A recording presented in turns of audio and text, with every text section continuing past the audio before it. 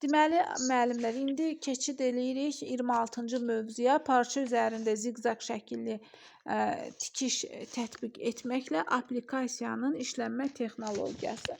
Bax, bu applikasiya nədir? Buna biz əvvəlki dərslərimizdə də rastlaşmışdıq. Demişdik ki, applikasiya dekorativ tətbiqi sənətin geniş yayılmış növüdür. Bəs başqa harda rastlaşmışdıq bu cümləyə biz? Kim deyər?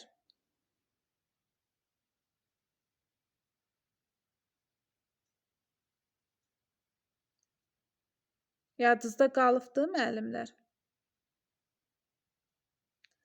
Geyim naxış tikmədə idi. naxış Nədə idi o? Bəli, naxış tikmədə. Naxış tikmədə. Bax, bir də baxaq o cümləyə. Bax, burada applikasiyanın əvəzinə naxış tikmə də ola bilər. Və yaxud ikisi bir yerdə də ola bilər, eyni cümlədir. İndi bax, baxırıq bu hissəyə, haşiyəyə aldığımız yerə. Deyir ki, applikasiya paltarların, divar pannolarının, məişət əşyalarının bəzədilməsində istifadə olunur. Orada da naxış tikmədə bu paltar əvəzinə geyim yazılıbdır. Yadınızda qalsın ki, o paltar varsa applikasiyada, demişdik, applikasiyada P hərfi var. Paltarı görən kimi applikasiyaya aid edəcəyik. Amma geyim varsa naxış tikməyə aid edəcəyik. Geyim idi. Burada divar sözü var, divar pannolarının. Amma ki, naxış tikmədə sadəcə pannoların idi, bir də məişət əşyaların idi. Bax, bu kimi fərqlər var idi. İndi davam edirik. Dedik ki, applikasiya dekorativ tətbiqi sənətin geniş yayılmış növüdür. Applikasiya latınca tətbiq etmək deməkdir. Hər hansı bir materialdan kəsilmiş hissələrin müəyyən səth üzrə yapışqanla yapışdırma vasitəsilə yaranan bu bədii təsvirdir. İndi baxırıq. Applikasiya üsullarından istifadə etməklə parça üzərində müxtəlif mövzulu kompozisiyalar yaratmaq mümkündür. Yəni, parça qırıntılarından müxtəlif şeylər yarada bilərik. Parça applikasiyası üçün müxtəlif təbii və sintetik parçalardan istifadə edə bilərik. Yəni ki, parçanın növündən asılı olmayaraq həm təbii, həm sintetik parçalardan biz applikasiya yarada bilərik. Bu məqsədlə hamar, tiftikli, parıltılı, tutqun və s. keyfiyyətə malik olan parçalar, hətta dəri, xəz, keçə məmulatları işlənir. Yəni ki, fərqi yoxdur, hamar olsun, tiftikli olsun, parıltılı olsun, rəngi tutqun olsun, boğuq olsun. Bu fərq eləmir. Yəni, hansı parçadan olsa biz bu applikasiyanı eləyə bilərik. Hətta dəridir, xəzdir, keçədir. Yəni, bunları da biz applikasiyada işlədə bilərik. Applikasiyadan paltarların, divar pannolarının və məişət əşyalarının bəzədilməsində istifadə olunur. Biz də bunu dedik ki, naxış tikmədə də burada paltar əvəzinə geyim idi, divar pannosunun əvəzinə sadəcə panno idi, məişət əşyaları da olduğu kimi qalmışdı. Applikasiya sadə də ola bilər, mürəkkəb də ola bilər. Yəni, bir parçadan hazırlanıbdırsa, bir növ parçadan, bu sadədir. Amma çox sayda elementlərdən ibarətdirsə, bu olacaqdır mürəkkəb növü applikasiyanın. Bir növ buterbrodlarda deyək, sadə mürəkkəb forması. Həmin ona bənzəyən bir şeydir. Sonra, elementlər, yəni ki, bu applikasiyada əlavə detal olmadan üslublaşdırılmış və dəqiq və kənar cizgilərlə işlənməlidir. Yəni ki, şəklimizə uyğun işləməliyik də, o ülgümüzə uyğun. Yəni, kənara çıxmamalıyıq, üslubu düzgün seçməliyik, rəngləri düzgün uyğunlaşdırmalıyıq. Applikasiyanın işlənmə texnologiyası nədən ibarətdir? Bax, indi bu texnologiyanı da baxaq. Burada nədir? Applikasiya elementləri ülgü və qəlibə uyğun biçilir. Yəni ki, o ülgünün üzərindəki formada ona uyğun biçirik. Applikasiyanın yerinə yetirilməsi üçün nə etdik? Əvvəlcə onun eskizini çəkdik. eskizini çəkdik. Sonra isə detalların ülgüləri işlənməlidir. Birinci eskiz, sonra ülgü işlənməlidir.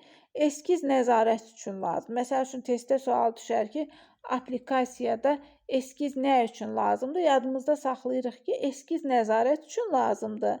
Elə birinci onun eskizini çəkirik, sonra detalların ülgüsünü işləyirik. Sonra hazırlanmış kağız ülgülər parçanın üzərinə düzülür, sancaqla möhkəmləndirilir. Əgər kəsiləcək fiqur çox böyükdürsə, o parçanın üzərinə köklənir, sonra kağız ülgünün kənarı boyunca kəsilir. Deməli, böyük olanlar neyniyir? Böyük fiqurdursa, bu hazırlayacağımız aplikasiya, bu parça üzərinə köklənir, sonra yəni kağız ülgünün kənarı boyunca kəsilir. Yəni köklənmədən bu sürüşüb düşər deyib biz onu kəsə bilmərik. Kəsilmiş fiqur əsas səthi üzərində eskizə uyğun olaraq düzülür. Yəni eskizdə necədirsə, həmin ona uyğun olaraq o fiquru düzürük səthi üzərində. Bu zaman fiqurun rəng ahəngi nəzərə alınmalıdır. Yəni eskizdəki rənglərlə uyğun olmalıdır. Bütün bunlardan sonra aplikasiya düzüldüyü əsas səth üzərinə bərkidilir.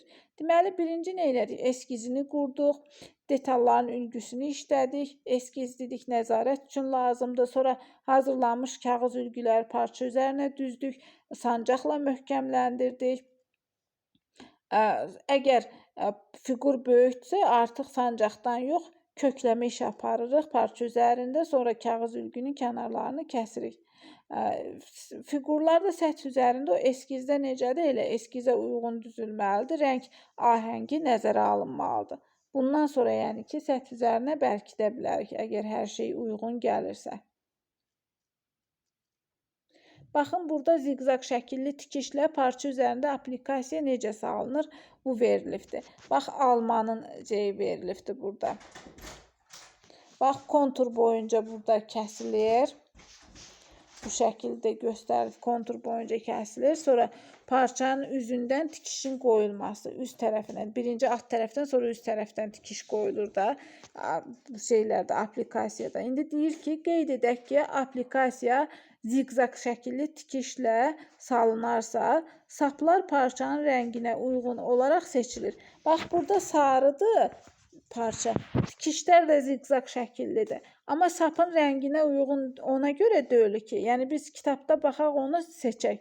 Amma ki, yadınızda qalsın ki, ziqzaq şəkilli tikişlə aplikasiyanı bərkidiriksə, tikiriksə, mütləq sap deməli parçanın rənginə uyğun olmalı. Deməli, parça sarıdırsa, ziqzaq şəkilli tikişdən istifadə ediriksə, aplikasiyanın bərkidilməsini. Mütləq o sarı parçaya uyğun sarı sapdan istifadə eləməliyik. Yəni, bu göz yaddaşınızda bu qara qalmasın. Bu qara biz görək deyənədir bu sarının üzərində. Sonra,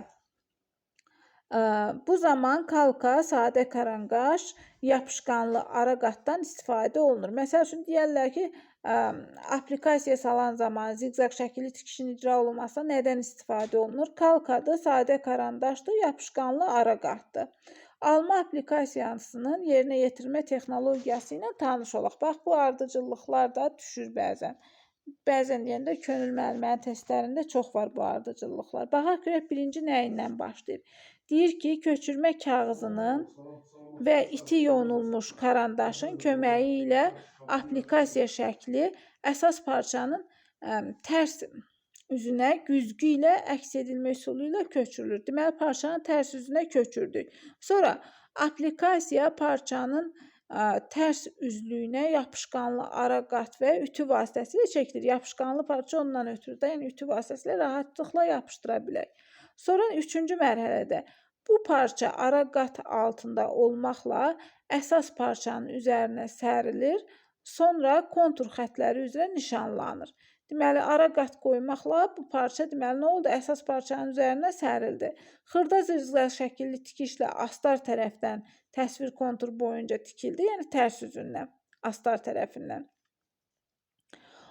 Sonra 5-ci mərhələdə də deyir ki, aplikasiya parçası üst tərəfdən tikişə çox yaxın məsafədən kəsilir. Deməli, bunu kəsdik. Sonra yenidən kəsəndən sonra artıq parçanın üst tərəfindən Bax, burada kəsik atandan sonra, burada şəkildə görürsünüz. Kəsiyi atandan sonra artıq parçanın üst tərəfindən nə edirik? Ziqzaq şəkilli tikişlə bu tikməni həyata keçiririk. Necə dəqiqə?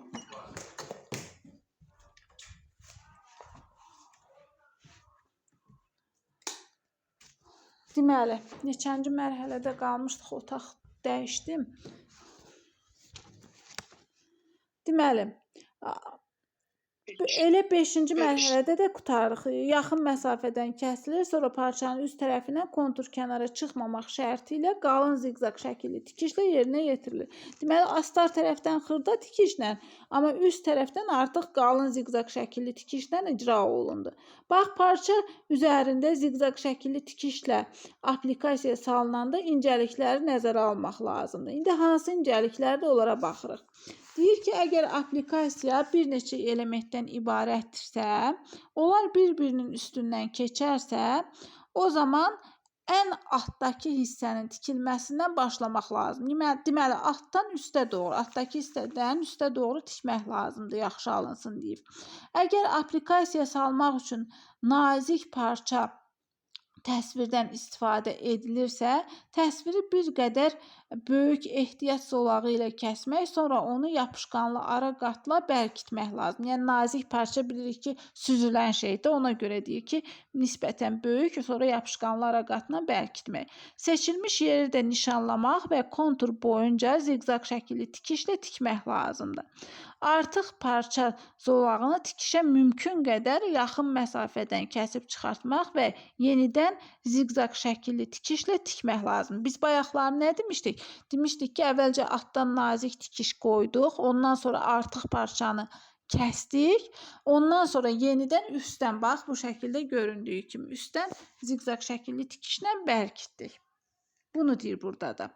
Sonra, əgər aplikasiya krıjıvadan salınırsa, yəni güpürdən, onu üst tərəfdən qalın ziqzaq şəkilli tikişlə birləşdirib, krıjıvanın arasındakı o əsas parçanın tikiş xəttinə olduqca yaxın məsafədən kəsib götürmək lazım. Ümumiyyətlə, yadınızda qalsın ki, ziqzaq şəkilli tikişdə o emal payını, o artıq yerlər tikişə yaxın məsafədən kəsilir. Çünki ziqzaq şəkilli tikiş artıq pürçümləmənin qarşısını aldığı üçün, yəni üzdən olduğu üçün, ona görə elə tikişə yaxın məsafədən kəsirik ki, o görünüş itməsin, forma itməsin. Bununla bağlı.